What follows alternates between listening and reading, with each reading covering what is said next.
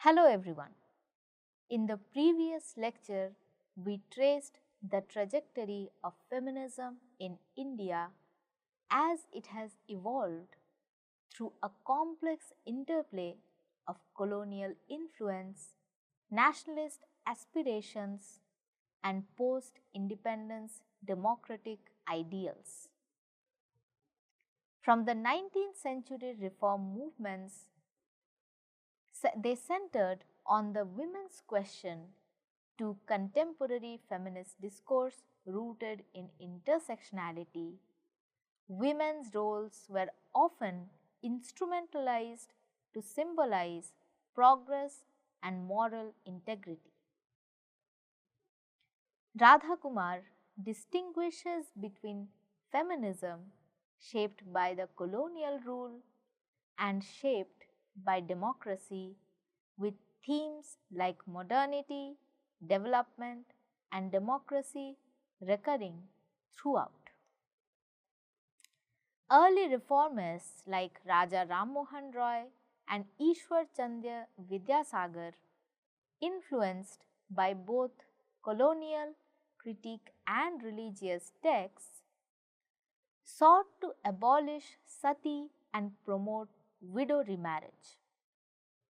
Though ironically, both reforms often reinforced Brahminical patriarchy and were limited in practical impact. The Gandhian era brought women into political life, albeit in roles that often reinforced traditional gender binaries. Post-independence feminism initially placed faith in constitutional rights, but disillusionment in the 1970s led to a shift in focus towards issues like gendered violence, labor, and bodily autonomy. Events like the Shah Bano case exposed the limitations of universal legal remedies, emphasizing the need to account for caste, religion, and class.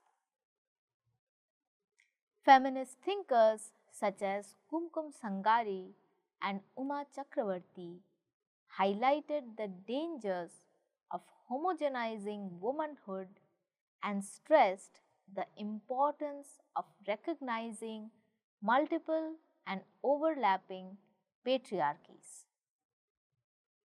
Thus, Indian feminism's journey reflects a tension between symbolic representation and actual empowerment, demanding nuanced approaches to gender justice that embrace diversity and difference. In this lecture, we will talk about women's autobiographies and identity formation. In Anglo-American feminist theory, women's autobiographies are recognized as a significant mode of rewriting dominant narratives about their experiences. These narratives challenge conventional ideas about gender and highlight the collective nature of women's lives, which often cannot be reduced to individualistic model traditionally associated with male autobiographies. Barbara Johnson observes that female autobiographers resist the pressure of masculine autobiography as the only literary genre available for her enterprise and describe a difficulty in conforming to a female ideal which is largely a fantasy of the masculine, not the feminist imagination. These views suggest that women's autobiographies serve as sites of negotiation and resistance, offering alternative ways of understanding identity formation. Autobiographical narratives often foreground the socially constructed nature of identity, revealing two competing images of women, one imposed by dominant social structures and another that emerges from women's own experiences and self-perceptions. Sheila Rowbotham describes this internal conflict. But always we are split in two, straddling silence, not sure where we would begin to find ourselves or one another. From this division, our material dislocation, came the experience of one part of ourselves as strange, foreign, and cut off from the other, which we encountered as tongue-tied paralysis about our own identity. We were never altogether in one place, were always in transit, immigrants into alien territory. The manner in which you knew ourselves was at variance with ourselves as historical being woman. This division highlights the tension between how women were culturally defined and how they perceived themselves outside those prescriptions. Susan Friedman conceptualizes this as a conflict between the self as culturally defined and the self as different from cultural prescription. However, Rowbotham also sees the potential in this split, arguing that it creates a space for a new consciousness that allows women to actively engage in self-definition. This idea parallels W.E.B. Du Bois' concept of double consciousness, which describes the way Black individuals navigate their identity within a dominant white culture. Similarly, Rowbotham's analysis of women's invisibility and silencing within patriarchal structures reveal how marginalized identities experience alienation. This heightened awareness of alienation, in turn, propels autobiographical narrative from the margins to reclaim agency through negotiation and resistance. This lecture on Indian women's autobiographies examines how the identity of the Indian woman has been historically constructed and how Indian women have actively shaped their own self-representation. The bifurcation of identity along gendered lines became especially pronounced during the colonial period, as social reform movements sought to define the ideal Indian woman, one who would embody modernity and independence without adopting Western values. J. Devika describes this as the order of gender, a structured system that maintained clear distinctions between male and female roles. In this framework, men occupied the public sphere, political, economic, and intellectual, while women were expected to assume the role of efficient homemakers and ideal companions to men. Women's education during this time was aimed at shaping them into idealized modern gendered subjectivities. The modern woman, though seemingly freed from traditional constraints, was ultimately positioned as culled out of the traditional order and redefined as free from the bondage to tradition. However, this freedom was conditional.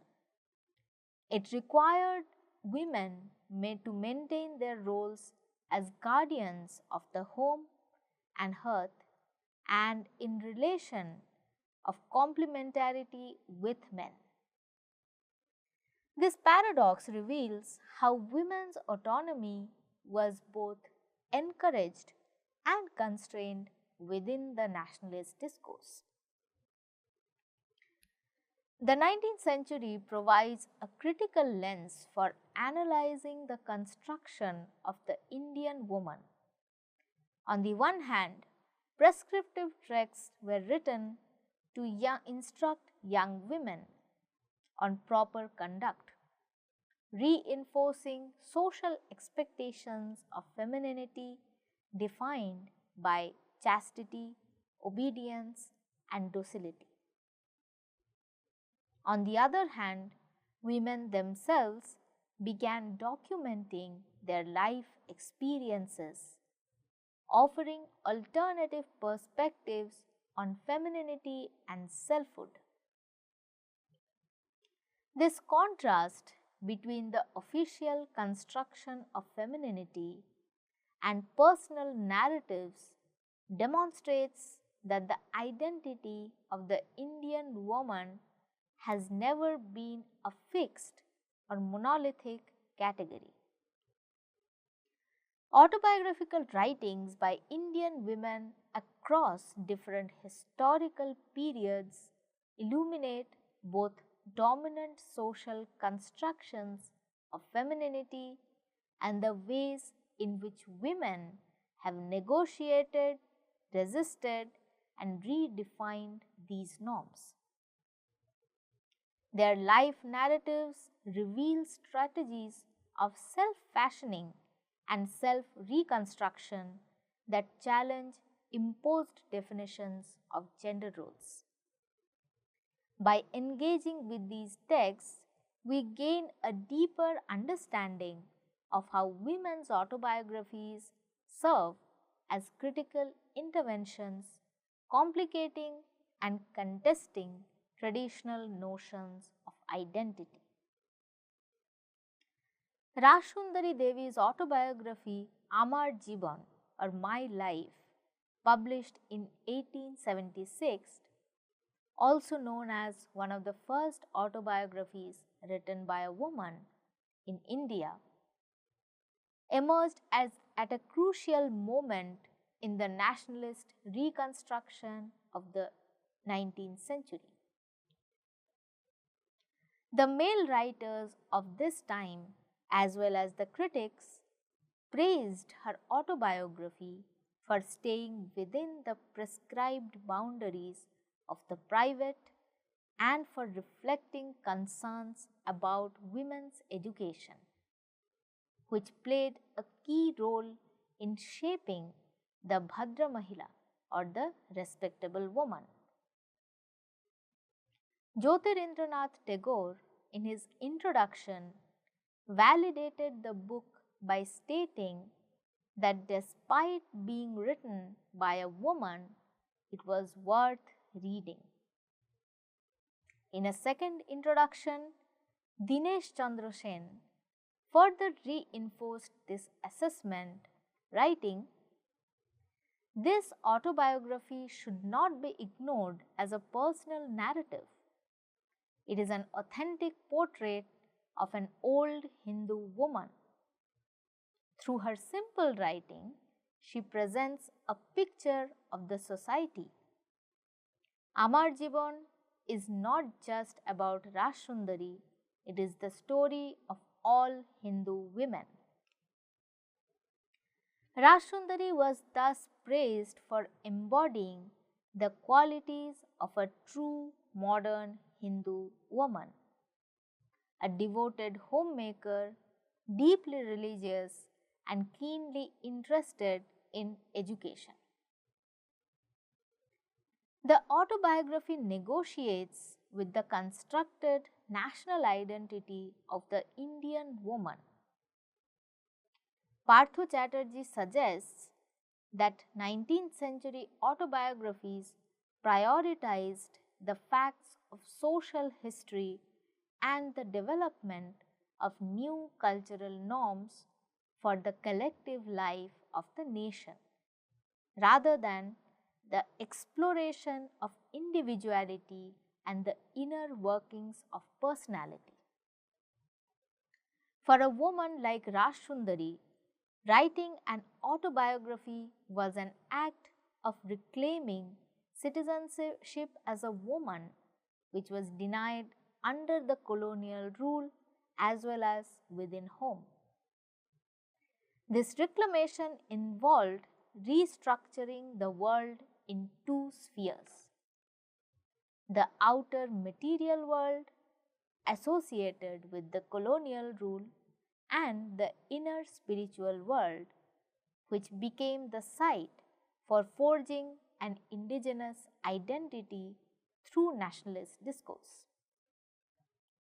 As Suchitra Mathur explains, since this nationalist ideology was inscribed primarily on the body of the woman, who was deliberately refashioned during this period to become the embodiment of an inviolable Indian identity, the notion of subjectivity in woman's autobiography was tied, even more so than men's, to the life of the nation.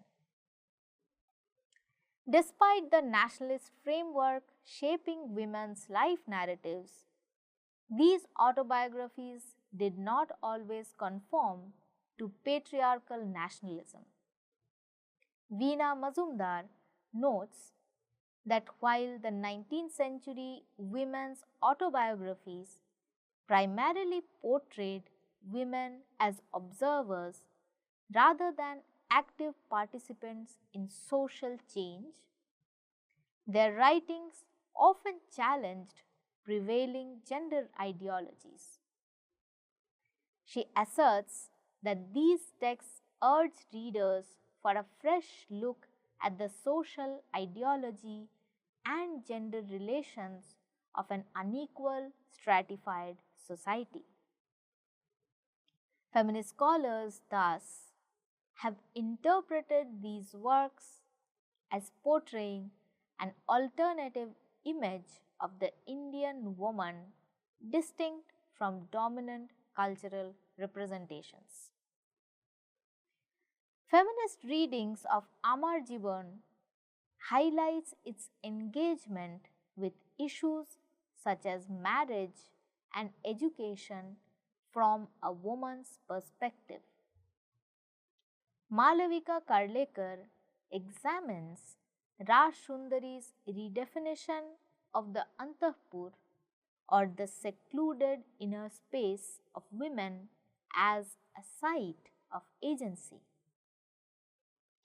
Through her autobiographical self, Rashsundari transforms the Antahpur from a space of confinement into one of negotiation with the outer world. Karlekar argues that Rashsundari defies such restrictions in two ways.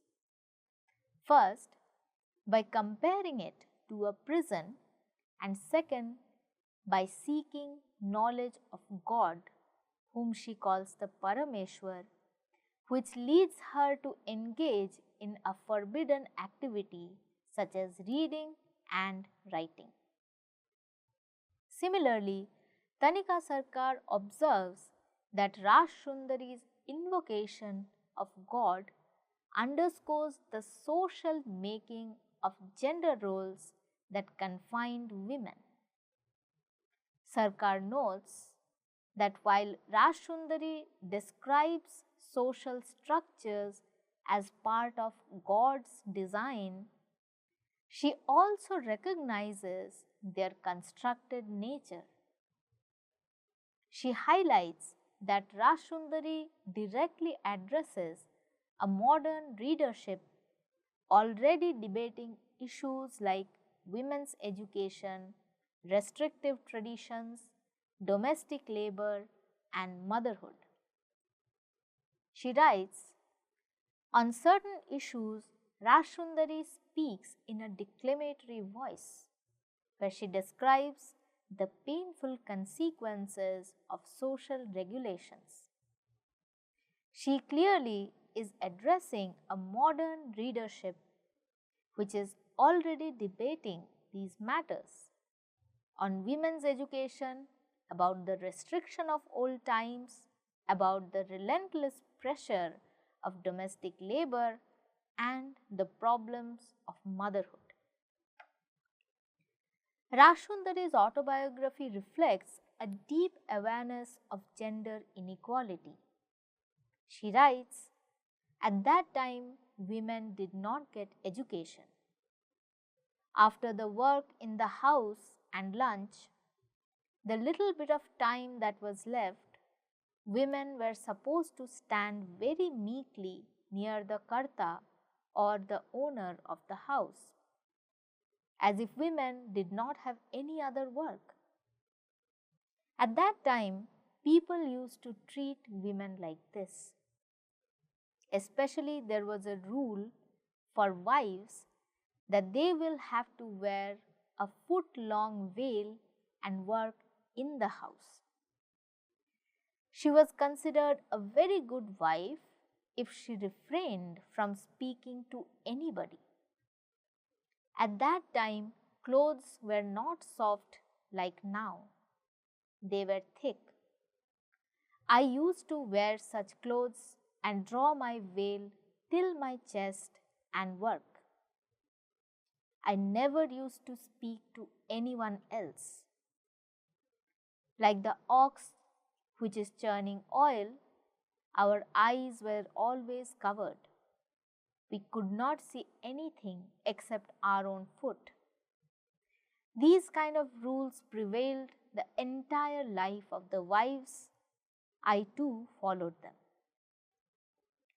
Now, feminist reinterpretations of Amar Jivan emphasizes its redefinition of the Indian woman, particularly in domesticity, marriage, and education.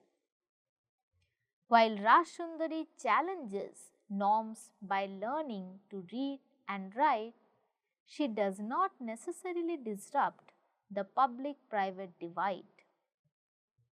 Karlekar argues that Rashundari's agency lies in transforming the Antahpur into a space of negotiation. However, she does not physically leave the Antahpur. Her resistance remains within the domestic sphere, where she secretly reads the pages from Chaitanya Bhagavat. Her invocation of God serves a dual purpose, justifying her desire for knowledge while keeping her within the socially acceptable boundaries of spirituality. Despite critiquing patriarchal traditions, Rashundari upholds gender hierarchies within the family.